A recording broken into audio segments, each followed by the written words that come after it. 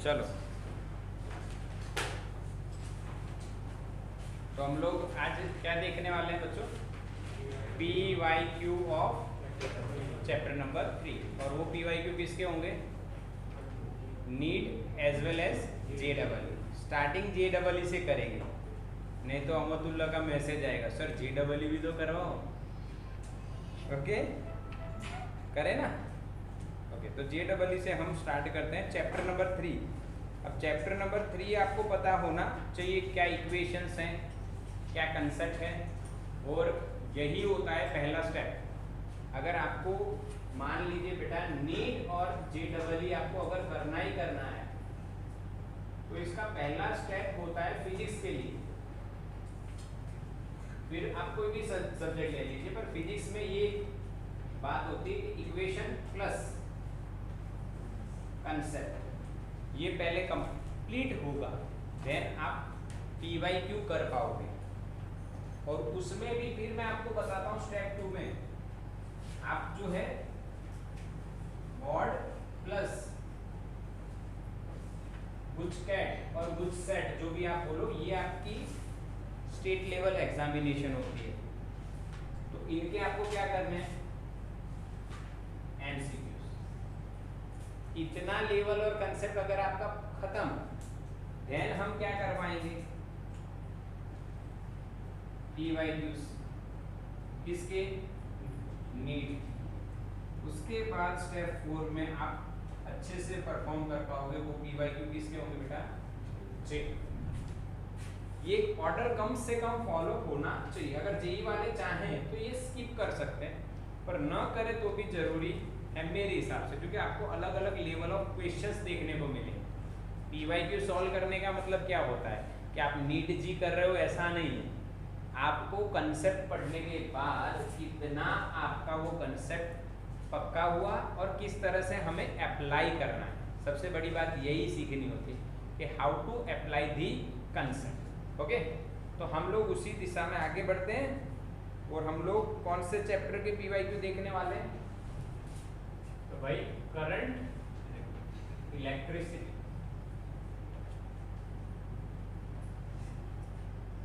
PYQs of current electricity. चलो तो भाई पहला हम लेते हैं JEE से स्टार्ट करते हैं। और जो रिसेंटली जो पूछा गया वही क्वेश्चन हम लेते हैं भाई 2019 JEE का 2019 का क्वेश्चन है। मेरे पास ये एप्लीकेशन है, आप भी ये एप्लीकेशन होगी आपके मोबाइल में अवेलेबल है बेटा। ये सारी चीजें तो आप डाउनलोड कर लेना और सबके पास होगी जनरली। तो JEE का पहला क्वेश्चन देखते हैं, चलो क्या कहता है। पहला क्वेश्चन ये है 2019 का। एक वायर है जिसका रेजिस्टेंस R है। कितना है? R रेजिस्टेंस है। और उसको हमने स्क्वायर शेप में बैंड कर दिया है और उसका डायग्राम आपको दिया गया है। तो एक वायर था जिसका रेजिस्टेंस कितना था बेटा? R। उसको हमने कौन से शेप में बैंड कर दिया? स्क्वायर शेप में। और स्क्वायर का नाम दिया आपको बिल्कुल A B C और D। और बीच में यहाँ पे एक और नाम दिया गया है E। The effective resistance between E and C।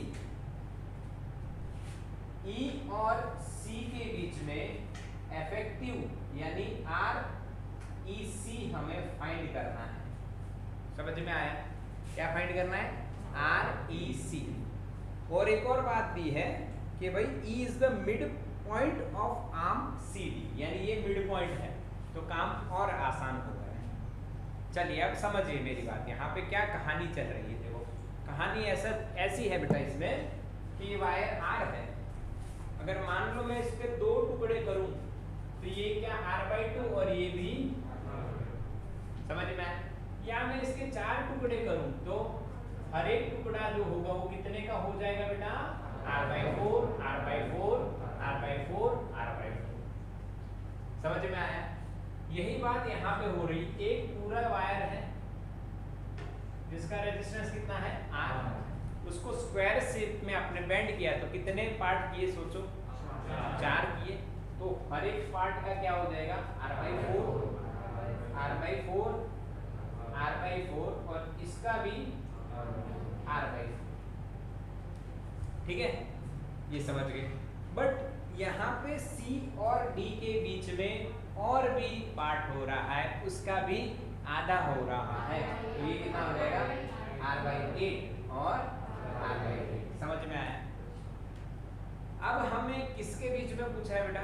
E and C, यानी उसके बीच के सिवाय सारे जो हैं वो कैसे कॉम्बिनेशन में है वो आपको फाइंड कर लेना है, सीरीज है या पैरेलल है, और फिर जो आंसर आएगा वो आप इसके साथ पैरेलल में सॉल्व कर देंगे।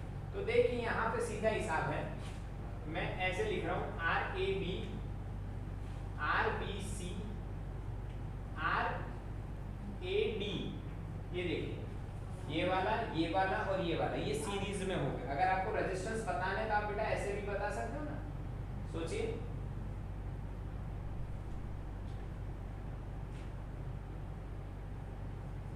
ठीक है, तो ये कौन सा, यहां से आपको जाना है इधर से, क्योंकि इनके बीच में फाइंड करना है तो इसको नहीं छेड़ना है। इसके अलावा सॉल्व कीजिए, तो ये सीरीज बन रहा है पूरा, सभी सीरीज में है, तो हम डायरेक्टली लिख देते हैं ना बेटा। क्या लिख देते हैं डायरेक्टली? क्या लिखूंगा ध्यान से देखो, R डैश, अभी मैं R डैश करता हूँ, इसका पूरा इक्विवेलेंट लिख रहा हूँ, तो R/8 प्लस R/4 कितने हैं ऐसे? 3 है ना। अब आप ऐसा नहीं करो R/4 R/4 R/4 एडिशन थोड़ी करना है, 3 है तो 3 into R/4 हो गया। समझ में आया? और अगर आपका दिमाग बढ़िया से चल रहा है तो आप इसको R/4 ही मान लो, ये R/4 का आधा हुआ कि नहीं हुआ? तो ये 3 R/4, ये आधा R/4, तो क्या ये 3.5 R/4? समझ में आ रहा है? देसी हिसाब है बेटा। बाकी आप एलसीएम ले लीजिए। क्या कीजिए? एलसीएम 8 लोगे, ये 2 इधर आएंगे, 6 और 1 7 R/8। क्या सही है ये?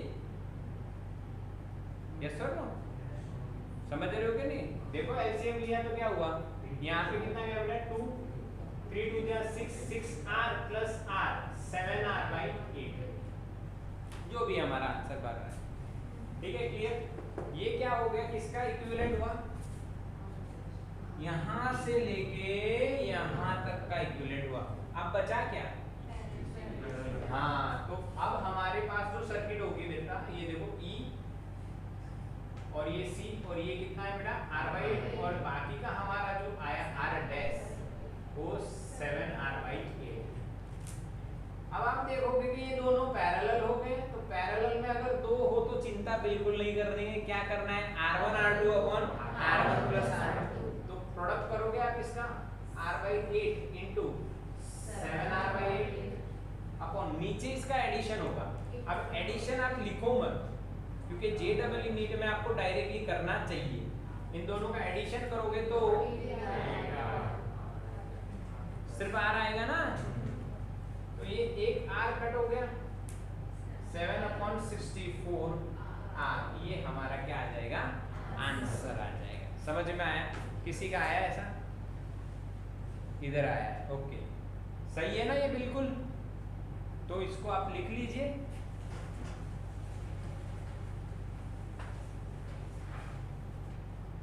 तो देखो इसके और भी तरह के क्वेश्चन हो सकते हैं, अलग अलग।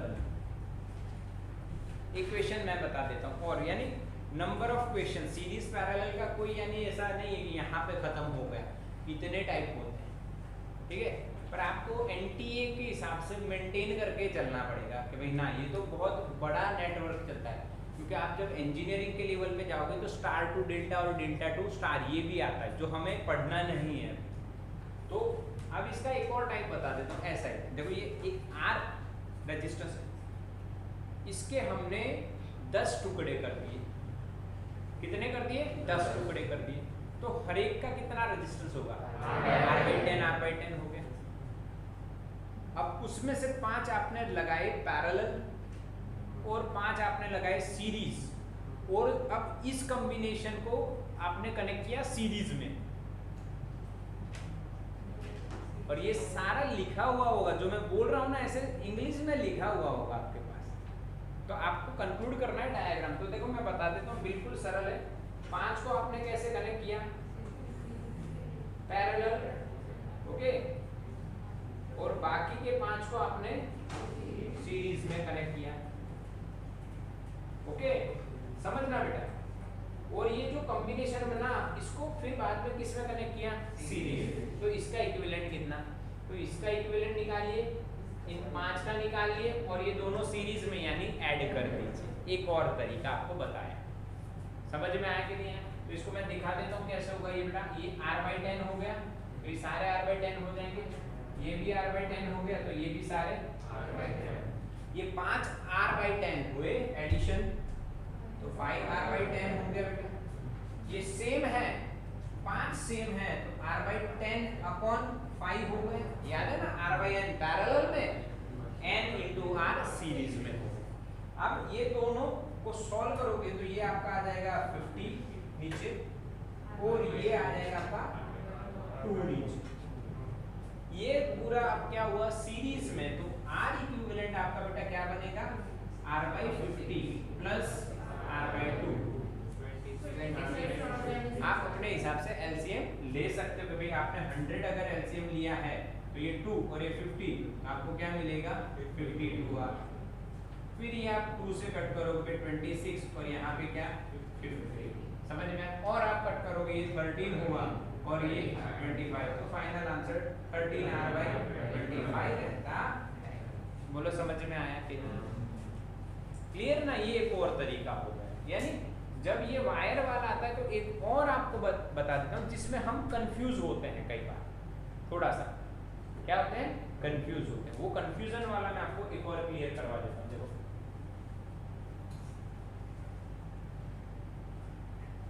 कि यहाँ पे जो शेप है वो जो दिया हमें बढ़िया दिया, पर अगर हमें सर्कल शेप में लेते, इसको हम आर रेजिस्टेंस को कौन से शेप में बना रहे हैं बेटा, सर्कल से। और सिंपल क्वेश्चन होता कि डायमेट्रिकली जो एंड पॉइंट्स हैं ए बी, इनके बीच में कितना इक्विवेलेंट होगा। तो ये तो इजी क्वेश्चन है, क्यों? क्योंकि टोटल आर है, उसको सर्कल में बनाए तो टोटल रेजिस्टेंस कितना हुआ, आर ही हुआ। पर जब आप उसके 2 पार्ट करोगे तो ऊपर वाला क्या होगा बेटा, और नीचे वाला भी। अब बताइए कौन सा कॉम्बिनेशन हुआ, ए और बी के बीच में पैरेलल हुआ। तो आर इक्विवेलेंट आप क्या निकालोगे, नहीं नहीं नहीं नहीं, simple.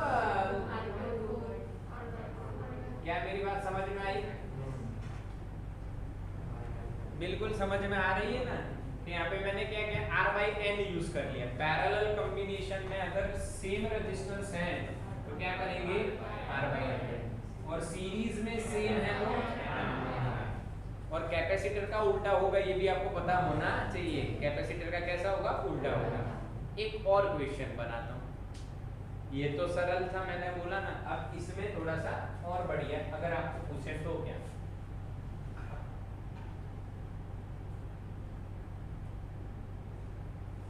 Are equivalent between A and B. अब आप ऐसा नहीं कह सकते हो कि दोनों का रेजिस्टेंस हाफ हाफ है, समझ में आया? यहाँ पे चक्कर पड़ जाएगा, तो चक्कर में आपको सेंटर पे एंगल कितना बनाया होगा ये भी दिया होगा। मान लो कितना दिया है बेटा, थीटा दिया। और अब आपको पूछते हैं कि what is the equivalent resistance between A and B. क्या बढ़िया क्वेश्चन, क्या बढ़िया क्वेश्चन। तो इसका तरीका देखिए, आप इसको r स्मॉल बोल दीजिए और इसको r बिग बोल दीजिए, या लॉन्ग एंड शॉर्ट, ऐसा भी आप, जो भी आपकी मर्जी की बात है, ठीक है। और ये दोनों पैरेलल है, ये तो पता है ना, एग्री के नहीं? दोनों कैसे हुए, पैरेलल हुए। तो आपको r1 एंड r2 या r स्मॉल और r बिग फाइंड करना है, बस ये आपका काम है। अब उसको कैसे फाइंड करेंगे, ये देखो चक्कर लगा देते, बिल्कुल इजी। एक पूरा चक्कर पे कितना, r, एक पूरा चक्कर अगर आप घूम रहे हो यानी कितना एंगल घूम रहे हो, 2 पाई, कितना एंगल घूम रहे हो 2 पाई, और उसमें रेजिस्टेंस कितना है आप ऐसे लिखोगे भाई 2 पाई में अगर r है तो थीटा में r स्मॉल कितना होगा बेटा थीटा r अपॉन 2 पाई। समझ में आया? सिमिलरली इसी कंसेप्ट का यूज करोगे 2 पाई में r है 2 पाई में कितना है r है तो ये एंगल कितना हो बेटा 2 पाई माइनस थीटा, तो 2 पाई माइनस थीटा में कितना है तो क्या r बिग है, r बिग क्या होगा बेटा क्रॉस मल्टीप्लिकेशन कर रहे हो आप 2 pi minus theta by 2 pi into r। अब ये दोनों आपके पास आ गए, कौन से कॉम्बिनेशन में है बेटा पैरेलल कॉम्बिनेशन में है तो इनका मल्टीप्लिकेशन अपॉन एडिशन वो हमारा क्या होगा मल्टीप्लिकेशन में डायरेक्टली मल्टीप्लाई नहीं कर रहा हूं मैं, रुको ध्यान से देखो क्या कर रहा हूं मैं।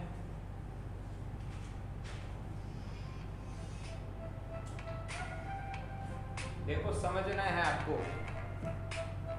ध्यान से मैं क्या कर रहा हूं, ध्यान से देखना है बेटा मैं क्या कर रहा हूं।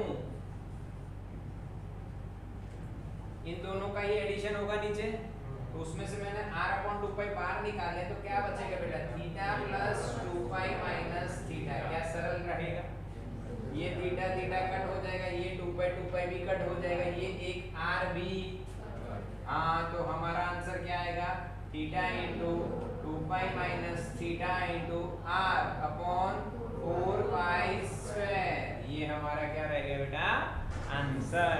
समझ में आया कि नहीं? क्लियर ना? ये बढ़िया क्वेश्चन बोल सकते हैं, ये क्या बोल सकते हैं हम लोग बढ़िया क्वेश्चन बोल सकते हैं। समझ में आ रहा है ना कि ये भाई आपका स्मॉल हो गया, इसका रेजिस्टेंस निकाला, फिर आपने इसका रेजिस्टेंस निकाला और दोनों को कैसे ऐड किया, और ऐड करने में भी हमने स्पीड बढ़ाई क्योंकि दो पैरेलल में ऊपर मल्टीप्लिकेशन और नीचे एडिशन, जिसका मल्टीप्लिकेशन हुआ उसका ही एडिशन होगा, तो आपको ऊपर दिख ही रहे हैं ना, तो उसमें जो सेम है वो कॉमन ले लो पहले से ही, उसे क्या फायदा होगा आंसर देखो जल्दी आएगा, एक स्टेप कम हो जाएगा, तो लिख लीजिए।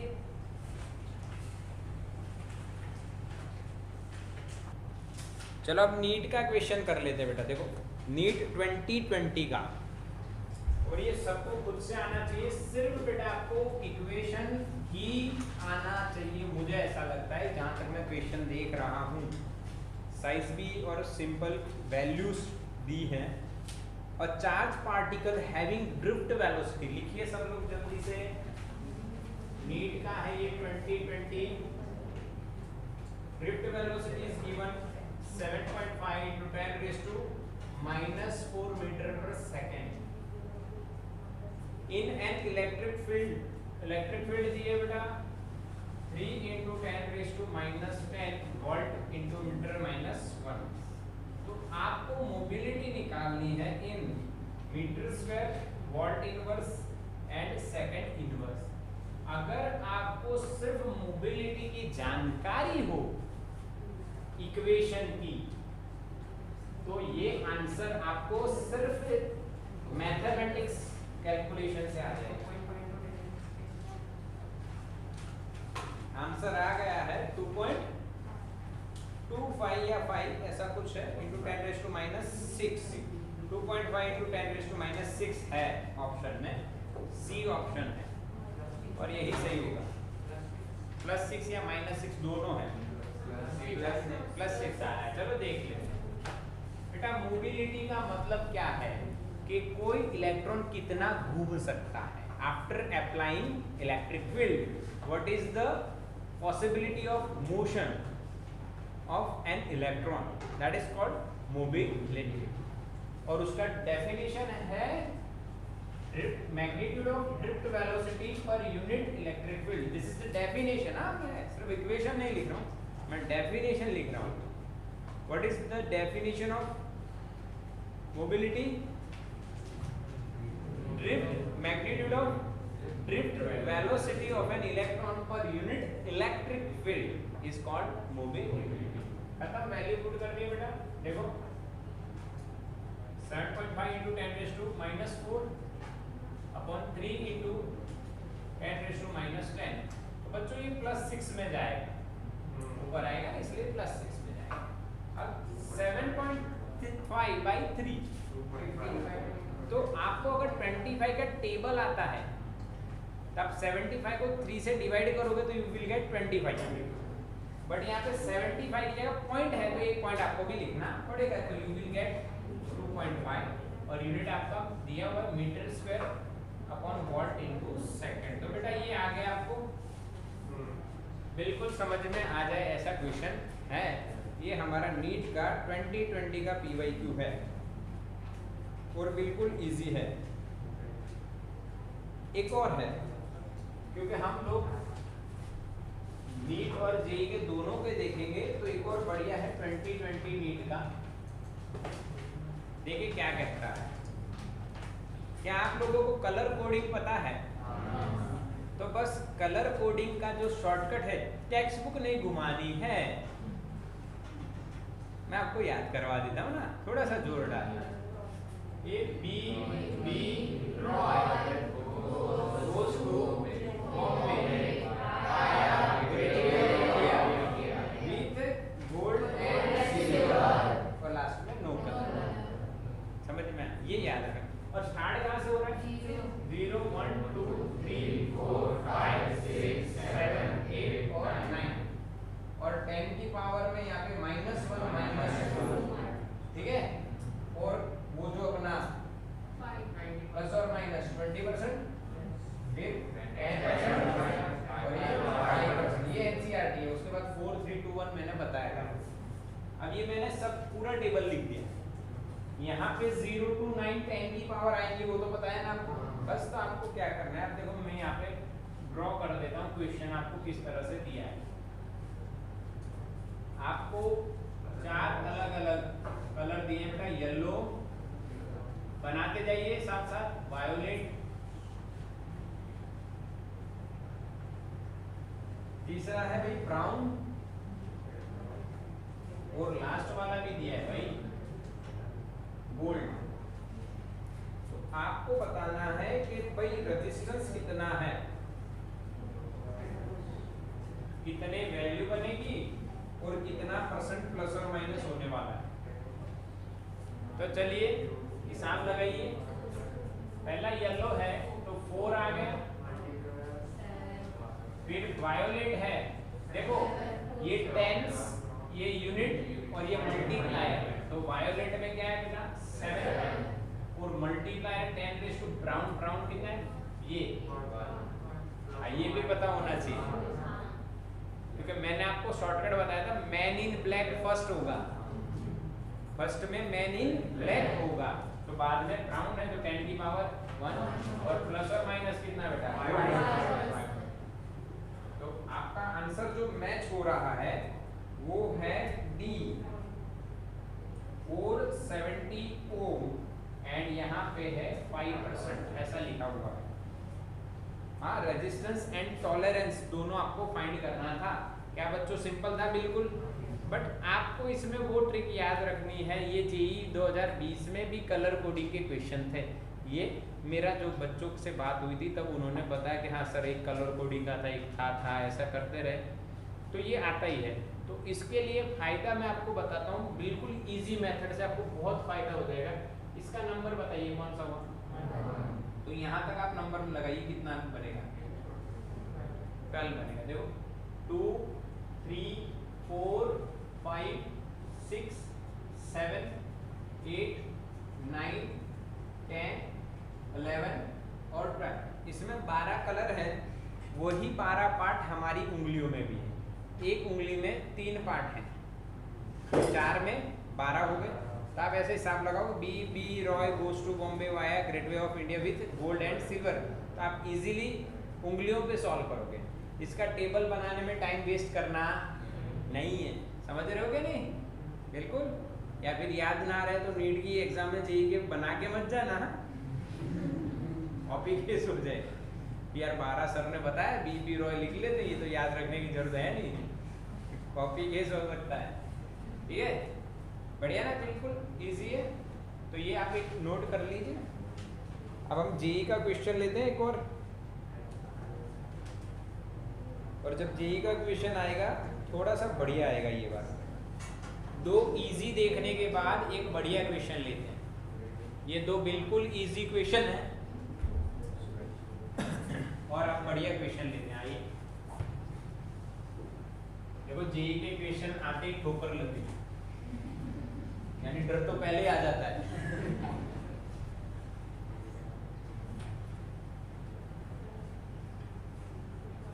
वैसे ही लोगों ने बता रखा है कि जेई बहुत टफ है और उसमें भी जेई मैथ्स तो बहुत ज़्यादा टफ आता है, ऐसा सब। पर वो बेटा टफ नहीं होता, प्रैक्टिस एंड प्रैक्टिस। चलो अभी ये क्वेश्चन देते ही आपके भी होश उड़ने वाले हैं, तो होश उड़े उससे पहले समझ जाइए। Determine the charge on the capacitor in the following circuit. अब आप कहोगे सर करवा तो रहे हो चैप्टर 3 और बात कर रहे हो कैपेसिटर, तो इसी को तो बोलते हैं जेडब्ल्यू। नीट का जेडब्ल्यू का मतलब ये होता है कंसेप्ट इकट्ठा करेंगे, आपके चेक करेंगे आप।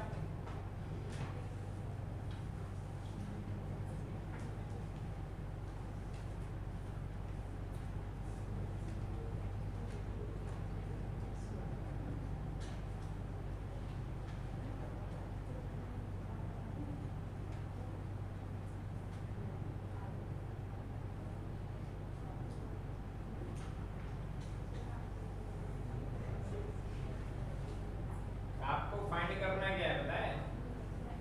चार्ज ऑन कैपेसिटर, वो आपका माइक्रो कूलम में आंसर आ रहा है। अब देखो समझो, पहली बात तो यहाँ पे सोच ही नहीं बनती है कि कैसे फाइंड करेंगे। हाँ, कैसे फाइंड करेंगे? तो मैं आपको एक तरीका बताता हूँ, ध्यान से समझना है। जो हमारा कैपेसिटर है, इसके बाद आप पढ़ोगे इंडक्टर, चैप्टर नंबर 6 में। कैपेसिटर और इंडक्टर की दो बातें आपको याद रखनी, पर अभी इंडक्टर नहीं चलाऊंगा, अभी सिर्फ किसकी बात कर रहे हैं हम लोग? कैपेसिटर। और वो भी मैं आपको बता देता हूँ। देखो तरीका समझिए बेटा, ये बेसिक है, आपको इजीली नहीं पता चलेगा और आपको मैं इजीली ही बता देता हूँ। देखो ये V वोल्ट है, ये कैपेसिटर अनचार्ज है। अब चार्ज होने के लिए करंट तो पास होना पड़ेगा। तो यहाँ पे करंट जाएगा कैसे?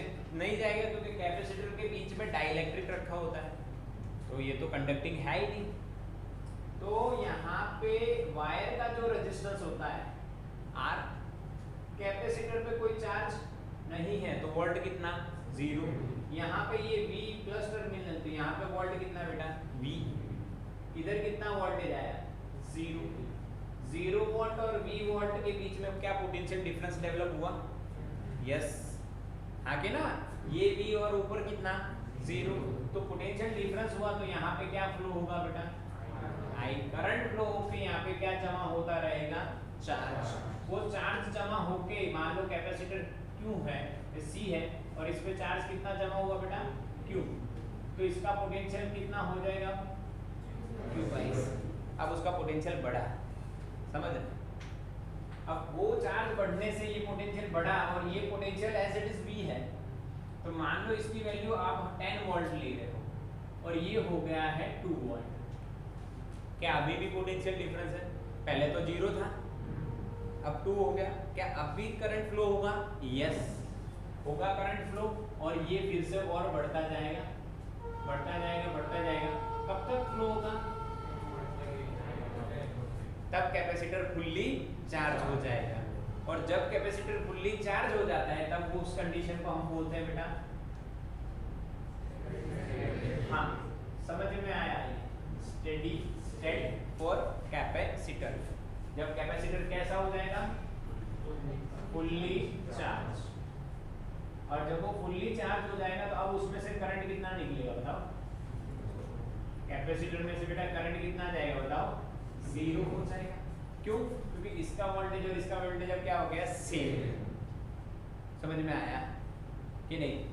अब ये एक और कंसेप्ट मैं आपको बता देता हूँ। देखो, work done by the battery क्या बेटा? Q × V। Q की जगह आप लिखो CV, तो क्या आ जाएगा CV²। पढ़े हो ऐसा? यस। आप बताओ बच्चा कि energy stored in the capacitor, क्या आप ऐसे पढ़े हो? तो वो आधी गई कहाँ? इस रेजिस्टेंस में वेस्ट हो गई। समझ में आया कंसेप्ट? तो ये हो गया आपका कैपेसिटर का स्टेडी स्टेट वाला कंसेप्ट। और दूसरा भी ये वाला, work done by the battery, energy stored in the capacitor and where is the waste, वो भी आप जान सकते हो कि यहाँ पे वेस्ट हो रहा है। तो यहाँ पे कितना वेस्ट हुआ बेटा? Half CV। बोलो क्लियर? तो हमारा काम यहाँ से स्टेडी स्टेट में कैपेसिटर में करंट कितना हो जाएगा? 0। करंट 0 तो कौन सा सर्किट माना जाना चाहिए? पर क्या ये ओपन सर्किट है, करंट 0 है, तो क्या इस पे चार्ज नहीं आया? ना, आया। चार्ज आने के बाद करंट 0 हुआ, जो मैंने आपको यहाँ पे समझाया। क्लियर है? तो अब कभी भी रेजिस्टेंस और कैपेसिटेंस के कॉम्बिनेशन वाले अगर क्वेश्चन आ रहे हैं तो आपको स्टेडी स्टेट मानना है, और स्टेडी स्टेट मान के कैपेसिटर में से करंट कितना कर देना है? 0 कर देना है। यानी कैपेसिटर कैसी मान सकते हो? Open circuit. अगर कैपेसिटर ओपन सर्किट है तो यहाँ पे सर्किट खत्म, यहाँ पे सर्किट खत्म। अब यहाँ पे सर्किट खत्म, तो ये दोनों कैसे हो गए? सीरीज। वो आंसर इसके साथ क्या हो गया? पैरेलल। और वो पैरेलल इसके साथ क्या हो गया? सीरीज। तो इक्विवेलेंट रेजिस्टेंस मिल जाएगा। इक्विवेलेंट रेजिस्टेंस से क्या इसमें से करंट मिल जाएगा? वो करंट यहाँ पे आके इसमें से भी पास होगा। तो इसका अगर आपने करंट निकाल लिया बेटा, तो आपको क्या इसका वोल्टेज मिल जाएगा? IR करके। वो वोल्टेज इसका भी सेम होगा। अब इसका वोल्टेज पता चल गया, इसका कैपेसिटेंस पता है, तो क्या इसका चार्ज आप निकाल लोगे? डेफिनेटली निकाल लोगे। तो ये प्रोसेस से ये जेई का क्वेश्चन सॉल्व होगा। अब आप सोचोगे सर ये तो बहुत टफ हो गया। बिल्कुल भी टफ नहीं है, क्योंकि आपको ये कंसेप्ट सिखाया मैंने, इसलिए समय लगा। बाकी आपको मैं सीधा बता देता, इसको ओपन सर्किट मानना है, क्योंकि ये कौन सा स्टेट है? Steady state. तो ये ओपन सर्किट, इसका इक्विवेलेंट निकालो, यहाँ से करंट निकालो। वो करंट के बाद वो ही करंट डिवाइड होके यहाँ पे आएगा, मान लो I डैश। तो वो I डैश कितना? वो I डैश निकालो।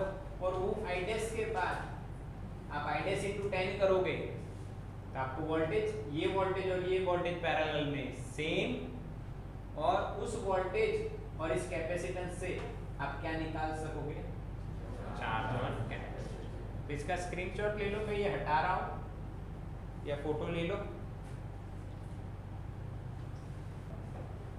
चलो तब क्वेश्चन सॉल्व करते हैं। आइए,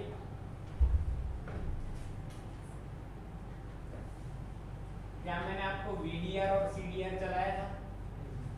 voltage dividing and current dividing rule. कैसे वोल्टेज डिवाइडिंग और करंट डिवाइडिंग रूल लगाते हैं वो भी देख लेंगे, आज ये समझते हैं। सबसे पहले हम लोग I निकालेंगे। अब देखो I में कैसे निकालना है, ये वाला है। ओम्स लॉ क्या कहता है? V अपॉन क्या करना है बेटा? V आपका कितना है बेटा? 72। और R इक्विवेलेंट कैसे? देखो ये दोनों सीरीज में हो गए, क्योंकि ये तो कितना ही नहीं है, तो 10 + 2 12 हो गया। ये 12 और ये 4 16 नहीं पैरेलल हो गया, क्योंकि यहाँ पे आप पूरा 12 लिखोगे और वो 12 इस 4 के साथ पैरेलल में होगा। हाँ, समझ रहे हो कि नहीं? रुको जरा। और जो ये पैरेलल आया, ये वाला आंसर कौन सा रहेगा? पैरेलल। कौन? 12 एंड 4, ये पैरेलल रहेंगे। और उसके साथ में ये कैसा हो जाएगा? सीरीज में। तो मैं लिख रहा हूँ, देखो 6 + 12 × 4 अपॉन 12 + 4। क्या बेटा समझ में आया? ये नहीं बाउंस गया? देखो फिर से एक बार बता देता हूँ। 10 और 2 सीरीज में, क्योंकि ये वायर तो गिनना ही नहीं है, क्योंकि ये ओपन सर्किट हो गया है। अब ये सीरीज में है तो 12 हो गया, और वो जो 12 हम यहाँ पे लिखेंगे वो 4 के साथ पैरेलल होगा, तो 12 एंड 4 का पैरेलल क्या होगा बेटा, 12 4 जा अपॉन 12 प्लस 14, ओके। और ये जो आंसर आएगा वो 6 के साथ क्या होगा, तो सर्किट पूरी हो गई, तो सीरीज, तो 6 प्लस मैंने ले लिया। अब इसका सॉल्व करोगे कितना होगा, ये 48 हुआ अपॉन 16, तो 72 अपॉन 9, 8 क्या 8 एम्पियर आपका आंसर। बोलो एक ही स्टेप में आया आई। अब देखो हमें क्या निकालना है, ध्यान से देखना बेटा इधर। अब मैं निकाल रहा हूँ स्मॉल आई या आई डैश आप बोल दो जो भी,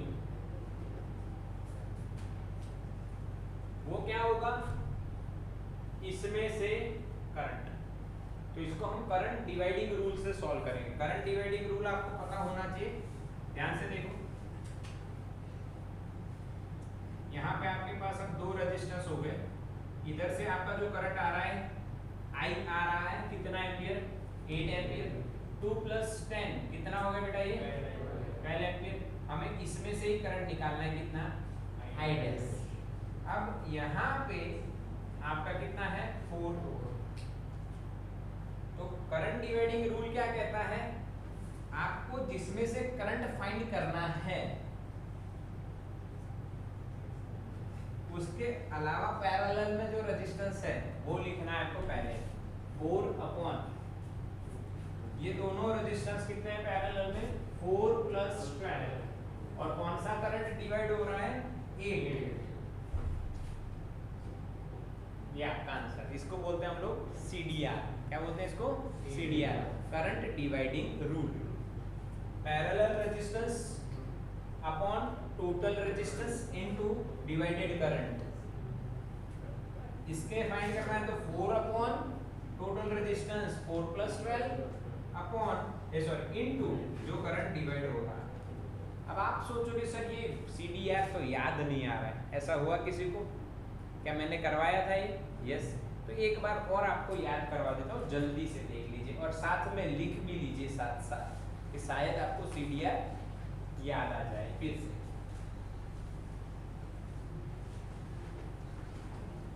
यहाँ पे करंट आई आया, ये बेटा R1 और ये R2, मुझे I1 निकालना है या तो मुझे I2। क्या इन दोनों के पोटेंशियल सेम रहेंगे पैरेलल में, इसका पोटेंशियल क्या हो जाएगा I1 R1, क्या वो I2 R2 के बराबर हो जाएगा, यस। तो क्या बेटा अब आप I1 upon I2 is equal to R2 upon R1 लिखोगे। डिनोमिनेटर में हम कंपोनेंट लेते हैं तो I1 plus I2 is equal to क्या लिखोगे, R2 upon R1 plus R2। समझ में आया, यस बिल्कुल। अब देखो आप क्या करोगे, I1 अपॉन क्या लिखा जाएगा, हमारे पास क्या है I1 प्लस I2, तो I is equal to I1 plus I2, तो I1 प्लस I2 के जगह क्या लिखेंगे हम लोग, I सामने तो जो था वही करना है। I1 बराबर क्या लिखा बेटा आपने, R2 upon R1 plus R2 into I1। क्या ये समझ में आया, क्या मैंने यही किया, देखो I1 यानी मेरे को निकालना है इसका करंट मान लो, तो I1 अगर इसको मानता हूं तो मेरे को लिखना है 4, क्या लिखना है 4 अपॉन 4 प्लस 12 आ गया, इनटू जो करंट डिवाइड हो रहा है, क्लियर। ये कंसेप्ट है, इसको बोलते हैं हम कौन सा रूल बेटा, CDR, current dividing rule. Series में वोल्टेज होगा डिवाइड तो उसका आता है वीडीआर, वोल्टेज डिवाइडिंग रूल, ये दोनों करवाए हुए, तो इसको आप इस तरह से लिख सकते हैं। तो बच्चों ये सीडीआर आपने लिख लिया होगा, ठीक है। देखो क्वेश्चन लंबा चल रहा है, विद कंसेप्ट चल रहा है इसलिए, बट देखो अभी तक हम सिर्फ 2 ही स्टेप किए हैं, हुई कितने स्टेप हैं, 2 ही, ये दूसरी चल रही है। देखो क्या इसको आप कैसे लिखोगे, ये तो 16 हो गया, तो ये 8 2 जा हो गया बेटा, और ये ऊपर कट होगा तो 2 एम्पियर। ये सिर्फ दूसरी स्टेप हुई, सिर्फ दूसरी स्टेप, पर दोनों स्टेप में बेटा अलग अलग दो कंसेप्ट थे जो मैंने आपको कवर कर दिए। चलिए आगे बात करते हैं बेटा, ध्यान से देखो। अब लास्ट स्टेप है जो हमारा पीडी अक्रॉस 10 ओम है, वो कितना होगा? तो आई डैश इंटू 10 करेंगे बेटा, ये है तो आंसर क्या आएगा अपना 20 वॉट। बस यही तो फाइंड करना था। अब आपको फाइंड करना है जो आंसर चार्ज ऑन कैपेसिटर, उसके लिए आप क्यू इज इक्वल टू क्या लिखोगे बेटा? सीवी। सी आपका दिया है 10 माइक्रो यानी 10⁻⁻⁶, बट मैंने आपको बताया आंसर माइक्रो में है तो उसको माइक्रो में ही रहने दो, और कूलम आएगा चार्ज का, और ये कितना है बेटा 20, तो आपका आंसर आएगा 200 माइक्रो कूलम। क्या बेटा 4 स्टेप करनी है सिर्फ, पर कंसेप्ट देखिए 3-4 कंसेप्ट लग रहे हैं। दैट्स वाई ये जेई का एक टफ लेवल का क्वेश्चन माना जा सकता है, क्योंकि इसमें 4 कंसेप्ट लग रहे हैं। तो ध्यान से देखिए कौन सा तो सीरीज पैरेलल आ गया, एक तो देख लो। फिर स्टेडी स्टेट में ओपन सर्किट 2 हो गए, फिर आपको सीडीआर फाइंड करना है, फिर यहाँ पे पैरेलल में वोल्टेज सेम रहते हैं, ओम्स लॉ लगा के क्यूज, यानी 4-5 कंसेप्ट बन रहे हैं। तो आप इसको सिर्फ एक क्वेश्चन मत देखिए, क्योंकि अगर टाइम ज़्यादा है तो आप इसको समझिए कि ये कम से कम भी कितने क्वेश्चन के बराबर हुआ, 4 से 5 क्वेश्चन। तो स्क्रीनशॉट इसका पूरा आपको लेना चाहिए, ठीक है। चलो तो जेई का 2019 का एक और क्वेश्चन है, जनवरी का। अलग अलग अटेम्प्ट होते हैं, आपको पता है।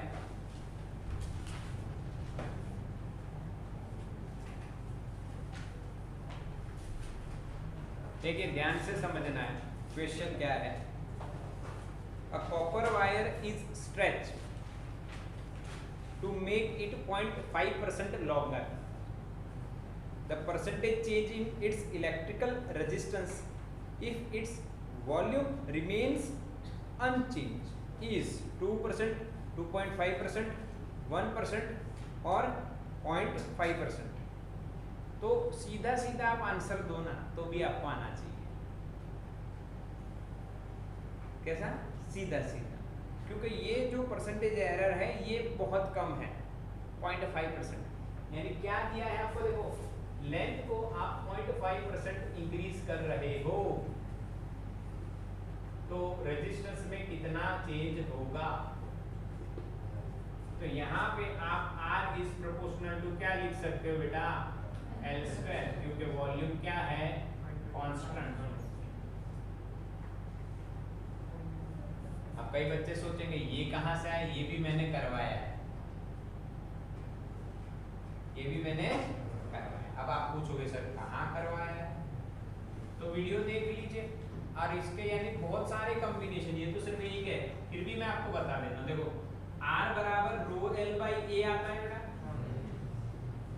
इससे तो एग्री हो, पर सिर्फ लेंथ की बात की है, एरिया तो दिया ही नहीं है। तो जो नहीं दिया उसको हटाना पड़ेगा, उसको हटाने के लिए कुछ कांस्टेंट दिया है वॉल्यूम, तो इसको हटाने के लिए हमें वॉल्यूम में कन्वर्ट करना पड़ेगा। तो यहाँ पे लेंथ चाहिए, एरिया इनटू लेंथ वॉल्यूम, तो ऊपर भी लेंथ, तो क्या बनेगा बेटा ρL² अपॉन वॉल्यूम। ये तो रेजिस्टिविटी कांस्टेंट है मटेरियल की, ये भी कांस्टेंट, तो we can write R is proportional to. और जब परसेंटेज चेंज बहुत छोटी हो तो हम लोग इसको सॉल्व कर पाएंगे किससे, रिलेटिव या परसेंटेज एरर से। तो क्या लिखेंगे इसको हम, delta R/R is equals to twice of delta L/L। अब परसेंटेज करोगे तो 2 इंटू इसका परसेंटेज कितना नहीं बेटा 0.5%, तो कितना आएगा 1%।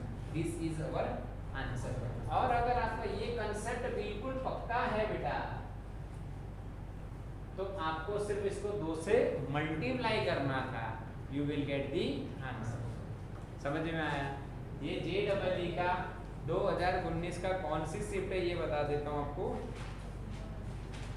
ये जनवरी का है, 9 जनवरी। और 9 जनवरी का एक और क्वेश्चन कर लो क्योंकि जगह बची है और इजी क्वेश्चन चल रहा है, तो एक और इजी ले लेते हैं सेम। और JEE का ये और जल्दी हो जाएगा इसलिए करवा देते हैं। देखो again a resistance is shown in the figure.